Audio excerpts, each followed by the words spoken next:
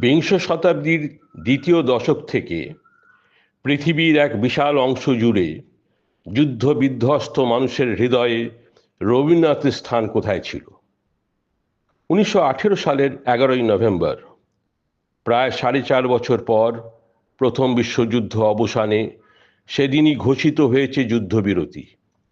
লক্ষ লক্ষ মানুষের মৃত্যুর মধ্য দিয়ে অবশেষে জয় পেয়েছে মিত্র শক্তি। কিন্তু যুদ্ধ অবসানের পরেও শান্তির আকুল সন্ধানে মানুষ দিগ্ভ্রান্ত। রাজনীতিক দেশনায়করাও যুদ্ধের নিষ্ঠুরতায় বিহ্বল।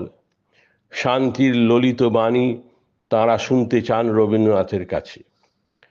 ফ্রান্সের তৎকালীন প্রধানমন্ত্রী ক্লেমস স্মরণ নিলেন রবীন্দ্রনাথের কাব্যের।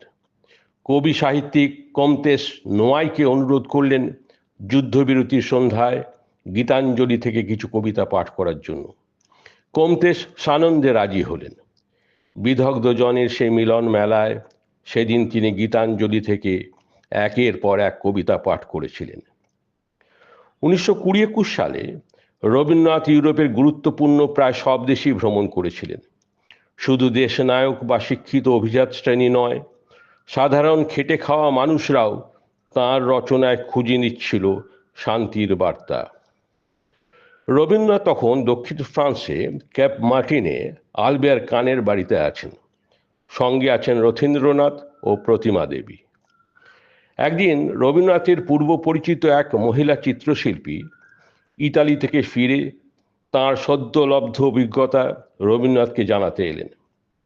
ইতালীয় রিভিয়েরার মৎস্যজীবীদের এক গ্রামে সমুদ্র তট ধরে একদিন তিনি হাঁটছেন। হঠাৎই তার নজরে পড়ল এক মৎস্যজীবী তার নৌকোটাকে বাড়িতে অনেকটা টেনে নিয়ে এসে তার ছায়াতে বসে কোনো একটা বই পড়ছে। একটু দূরে তার মাছ ধরার জাল শুকোচ্ছে। শিল্পীর মনে কৌতূহল হলো, এত মন দিয়ে এই বালুকা বেলায় জেলে কি বই পড়ছে। কৌতূহল দমন করতে না পেরে তিনি জিজ্ঞেস করলেন, কি বই পড়ছো হে তুমি?